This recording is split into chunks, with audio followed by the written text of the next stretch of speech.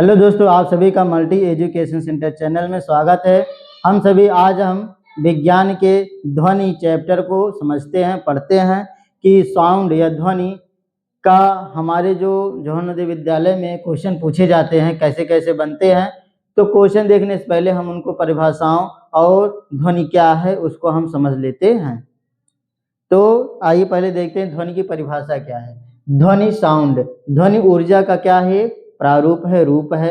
ऊर्जा के कई रूप होते हैं, जैसे भोजन भी एक क्या है? ऊर्जा का रूप है। ऐसे ध्वनि भी क्या है? आपका एक ऊर्जा का रूप है, जिसके कानों में पड़ने से प्रत्येक प्राणी में सुनने की संवेदना जागृत हो जाती है, अर्थात आ जाती है। वह ध्वनि पड़ते ही, जैसे हम आप बोल रहे हैं तो ये आपके मोबाइल के माध्यम से आपके कानों में ध्वनि जा रही होगी, जिसकी वजह से आप सुन पा रहे हैं। तो ये ध्वनि का बहुत अहम महत्व है। देखिए, ध्वनि का अध्ययन जो हम करते हैं उसे ध्वनि या इंग्लिश में एक्वेस्टिक कहा जाता है। ध्वनि के अध्ययन करने वालों या ध्वनि का अध्ययन इसमें किया जाता है। किसी वस्तु में ध्वनि कंपन द्वारा उत्पन्न होता है। किसी वस्तु में यदि ध्वनि उत्पन्न हो रहा है तो ये किसके द्वारा उत्पन्न होता है? कंपन के द्वारा उत्पन्न होता है। जब तक कंपन नहीं होगी या वाइब्रेशन नहीं होगा तो ध्वनि उत्पन्न नहीं हो पाएगी। जैसे कि आप सभी ठोस वस्तु कोई ले लीजिए, लोहा ले लीजिए, यदि उस पर आप हथौड़ा या किसी वैसे भी पीटेंगे तो उसमें क्या होगा? कंपन नहीं आएगा। तो कंपन आने से उसके जो ध्वनि होती है, तरंगे होती है, एक जगह दूसरी जगह तक जाती हैं, वो क्या होती हैं? आपके कंपन होते हैं। और जहां आप चोट पहुंचाएंगे उसको, लोहे को या फिर स्टील को, किसी भी ठोस धातु को, तो आप देखेंगे कि उसके इर्द गिर्द जो होती है वही क्या होती है? आपकी कंपन इर्द गिर्द होती है, आगे पीछे चलती है, गति करती है। तो अब गति की बात आए तो गति कैसे करती है? समुद्र में ध्वनि की गति लगभग 1531 मीटर पर सेकंड। कहने का मतलब है कि समुद्र में जो ध्वनि की चाल होती है, गति होती है, वो लगभग एक सेकंड में 1531 मीटर चला जाएगा, अर्थात 1.5 किलोमीटर की दूरी वो तय कर सकता है एक सेकंड में समुद्र में। वहीं जबकि आप यदि ठोस में देखेंगे तो 5000 से लेकर के 6000 मीटर प्रति सेकंड की स्पीड से चलता है। इसीलिए कहा जाता है कि ध्वनि की स्पीड जो होती है सबसे ज्यादा ठोस में होती है। 5000 मीटर अर्थात 5 किलोमीटर एक सेकंड में जा सकता है। आगे देखेंगे द्रव में आपका है 1482 मीटर प्रति सेकंड। अगला है गैस में 343 मीटर प्रति सेकंड होती है। इसी तरीके से आपके ये गति से ध्वनि से संबंधित परिभाषा समाप्त होती है। अब हम ध्वनि से संबंधित इनके संचरण के बारे में समझेंगे। ध्वनि का संचरण, प्रोपगेशन ऑफ साउंड, अर्थात ध्वनि एक जगह से दूसरी जगह तक जाती कैसे है। प्रोपगेशन ऑफ साउंड, तो ध्वनि जो जाती है किसी न किसी माध्यम से जाएगी। अगर मान लीजिए आप अभी छोटे बच्चे हैं, आपको दूर जाना है, शहर में जाना है, तो किसी न किसी के साथ में जाएंगे, किसी न किसी के लिवा के जाएंगे, जैसे आपके मम्मी पापा हो गए, भैया हो गए ना, तो उनको लिवा करके आप जाएंगे, साथ में उनके जाएंगे, क्योंकि अकेले नहीं जा पाएंगे। वो वही माध्यम है। क्या है? वही माध्यम है। तो ऐसे ही जो साउंड है वो किसी न किसी माध्यम से होकर जाता है, अकेले वो नहीं जाता है। ठीक है? बिना साउंड जो है माध्यम के साउंड क्या करती है? ट्रेवल नहीं करती है। तो माध्यम जो होता है, जिस पथ से होकर गुजरती है, उसे ही क्या कहते हैं? माध्यम कहा जाता है। जैसे वो ठोस हो सकता है, द्रव हो सकता है, गैस हो सकता है।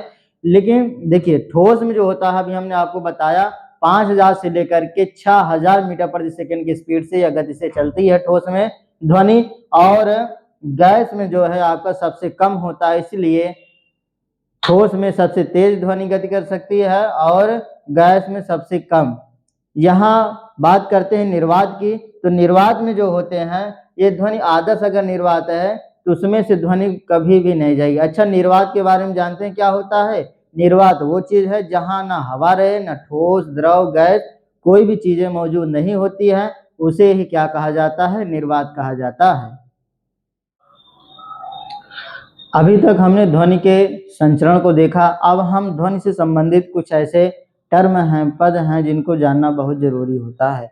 देखिए, जब ध्वनि चलती है तो उसकी कुछ वेवलेंथ होती है, तरंगदैर्घ्य होती है। ठीक है? तो तरंगदैर्घ्य किसे कहते हैं? तरंगदैर्घ्य क्या है ये? तो तरंग दैर्ध्य जो होता है दो क्रमागत संपीड़नों या विरलनों के मध्य की दूरी को ही तरंग दैर्ध्य कहा जाता है, जो कि वायु में क्या होती है, वो तापमान के अनुसार क्या होता है, घटता बढ़ता रहता है, बदलता रहता है, वो प्रभावित हो जाती है। फ्रीक्वेंसी अलग चीज है, तरंग दैर्ध्य देखिए पहले।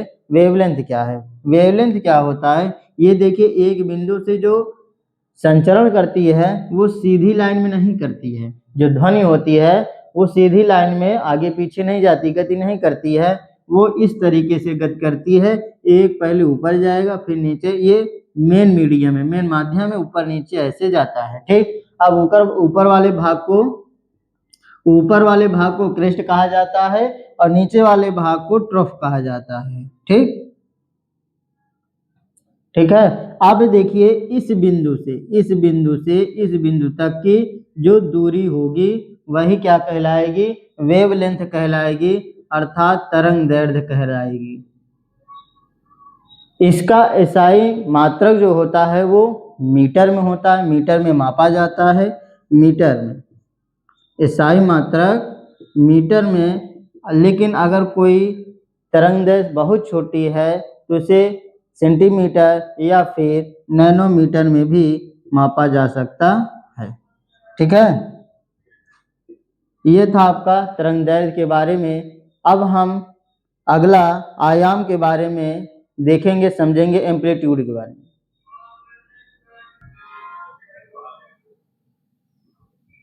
रुक जाए बताएं।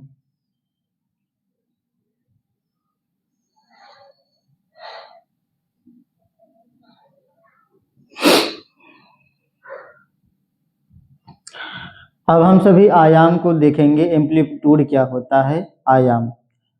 आयाम कंपन करने वाले कण के किसी मध्यमान स्थिति के एक ओर के अधिकतम विस्थापन को आयाम कहते हैं। इसे ए से प्रदर्शित किया जाता है, क्योंकि एम्पलीट्यूड लिखा गया है इसलिए इसे ए से प्रदर्शित किया जाता है। देखिए अभी हमने वेवलेंथ को देखा था, वेवलेंथ में ही आपको हमने ये हाइट दिखाई थी, लेकिन उसके बारे में मैंने बताया नहीं था।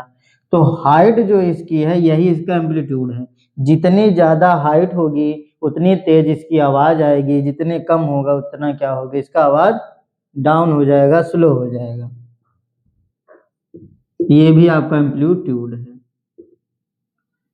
अब अगर यहाँ नहीं समझ में आ रहा है तो यहाँ देखेंगे झूले वाले में देखेंगे, ये क्या है, बीच की स्थिति है जब झूला शांत रहता है। उसके बाद आप पीछे ले जाते हैं तो पीछे जाने पर एक उच्चतम उसकी ऊंचाई तक जाएगी पीछे, ठीक। उसके बाद वहां से ए से लेकर के बी की तरफ आएगा तो वही उसका क्या हो गया, एम्पलीट्यूड हो गया।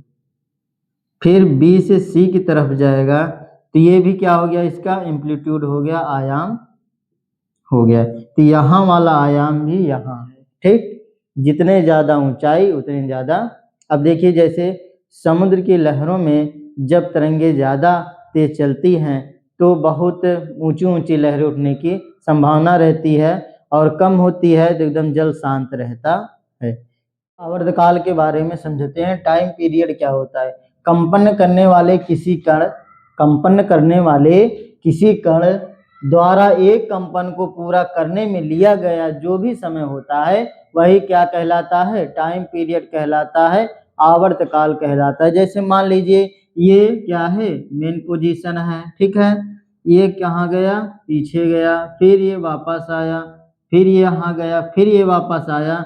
अब इतनी दूरी को कवर करने में जितना वो समय लिया होगा वही उसका आवर्तकाल कहलाता है।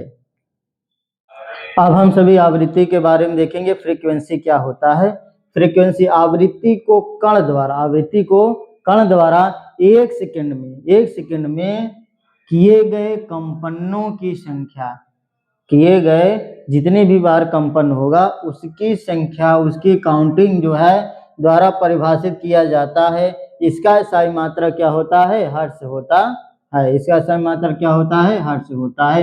जैसे मान लीजिए हमने दिखाया था झूला वाला कि यहाँ गए ना, जैसे यहाँ से यहाँ आए, फिर यहाँ से इधर गए, फिर इधर, ये क्या हुआ, एक आपका कंपन हुआ।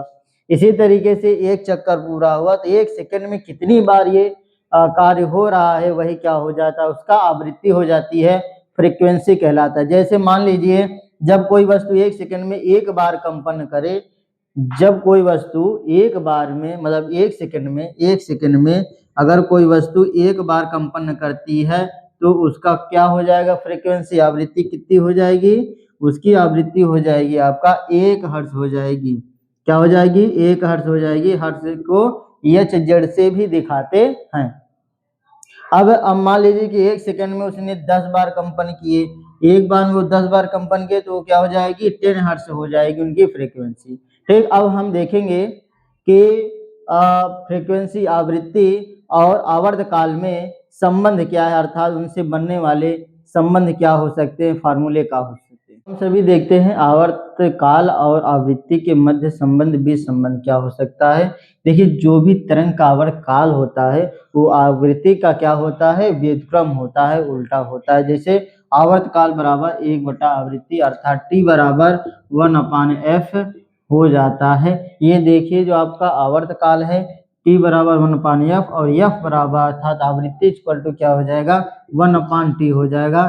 कभी कभी आवृत्ति के सापेक्ष पूछ लेता है, कभी कभी आवर्तकाल के सापेक्ष क्वेश्चन पूछ लेते हैं। तो आवर्तकाल बराबर हो जाएगा 1/आवृत्ति और आवृत्ति इक्वल टू हो जाएगा आपका, आवृत्ति बराबर हो जाएगा 1/आवर्तकाल। क्या हो जाएगा, 1/आवर्तकाल। यही इनके बीच में संबंध है। हम आशा करते हैं कि आप सभी को वीडियो अच्छा लगा होगा तो सब्सक्राइब जरूर कर लीजिएगा। इसके आगे के टॉपिक हैं उनके अभिलक्षण, विशेषताएं और उनकी परिसीमा, जैसे अपसर तरंगे, स्रव तरंगे, इन सभी पे हम आगे नेक्स्ट डे पे क्या करेंगे, वीडियो बनाएंगे और आप तक नोटिफिकेशन पहुंचेगा।